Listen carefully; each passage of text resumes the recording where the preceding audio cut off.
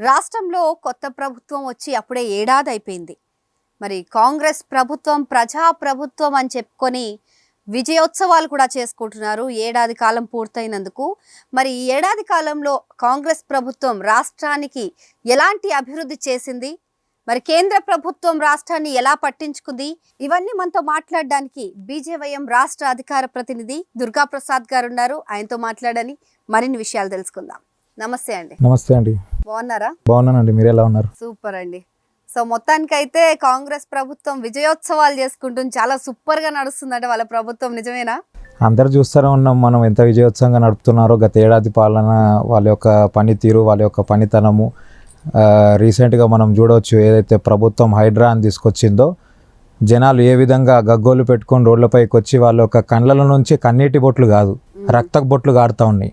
అంటే ఒక జీవితాంతం కష్టపడి కట్టుకునే ఒక మధ్యతరగతి కుటుంబం వ్యక్తి కళ ఏంటండి, ఒక ఇల్లు కట్టుకోవాలనే ఒక కళ ఉంటుంది చిరకాలం. అంటే మీరు గతంలో ప్రభుత్వాలు ఉండే, గతంలో అధికారులు పనిచేసిండ్రు, గతంలో టౌన్ ప్లానింగ్ అధికారులు ఉన్నారు, వాళ్ళే ఒక నోటీసులు వాళ్ళకి ఇవ్వండి ఫస్ట్ మేము అంటున్నాం. ఎవరైతే అధికారులు వీళ్ళకి ఇచ్చిండ్రో, పర్మిషన్లు ఇచ్చిండ్రో ఇండ్లు కట్టుకోమని చెప్పేసి, చెరువు పూర్తి చేసి ఎవరైతే బడా నేతలు వీళ్ళకి ముడుపులను దించి పర్మిషన్లు లేఅవుట్లు చేసుకునేకే ఇచ్చిండ్రో వాళ్ళకు ఫస్ట్ నోటీసులు ఇవ్వండి. వాళ్ళకి నోటీసులు సర్వ్ చేసిన తర్వాత పేదోళ్ళు ఇండ్ల దగ్గర పోమని చెప్తా ఉన్నాం మేము. సో కాంగ్రెస్ ప్రభుత్వం అధికారంలోకి వచ్చే ముందు మేజర్గా ఒక 6 హామీలను అయితే ఇవ్వడం జరిగింది. దాంతోపాటు చాలా రకాల హామీలు, పెద్ద మేనిఫెస్టోనే ఇచ్చి అధికారంలోకి వచ్చింది. మరి తర్వాత ఈ హామీలన్నీ ఇప్పుడు అమలవుతున్నాయని మీరు అనుకుంటున్నారా? నామమాత్రంగా అని మాత్రం నేనే కాదు, యావత్ ప్రజలు అనుకుంటా ఉన్నారు. 6 గ్యారెంటీలు 66 అబద్ధాలు, దాని ఒక ఎజెండా. 6 గ్యారెంటీలు 66 అబద్ధాలు చెప్పేసి ఒక ప్రభుత్వంలోకి వచ్చిర్రు.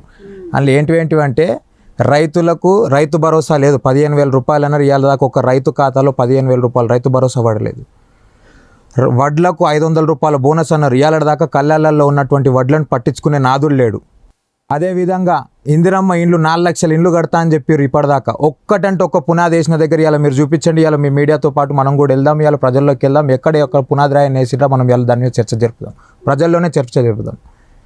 ఇట్లా విద్యార్థులకు జాబ్ క్యాలెండర్ లేదు ఇప్పటివరకు. ఇట్లా అనేకమైనటువంటి అబద్ధాలు. నువ్వు ఇచ్చినావు ఉచితం అంటున్నావు. ఓన్లీ కేవలం గతంలో ఇచ్చినటువంటి డిఎస్సీలు జాబ్ క్యాలెండర్ నువ్వు నిర్వహించి ఇలా గతంలో వేసిన నోటిఫికేషన్ నేను వేసిన జబ్బలు తెచ్చుకుంటే ఎట్లా? మరి ఆనాడు టీఆర్ఎస్ ప్రభుత్వం ఉన్నప్పుడు 150,000 ఉద్యోగాలు ఖాళీ ఉన్నాయని చెప్పి కేసీఆర్ చెప్పినట్టే కేసీఆర్ మీద మనం అందరం కలిసి కొట్లాడినాము. మరి ఇలా నీ ప్రభుత్వం వచ్చింది కదా, మరి నువ్వు వచ్చిన వెంటనే నువ్వు విద్యార్థుల మీద, ఎవరైతే నిరుద్యోగం లేదు ఎందుకు శ్రద్ధ సాధిస్తలేవు అని అడుగుతా ఉన్నాం. ఇలా యువత అంతా కూడా 150,000 ఉద్యోగాలను నువ్వు ఎన్ని ఇచ్చినావు?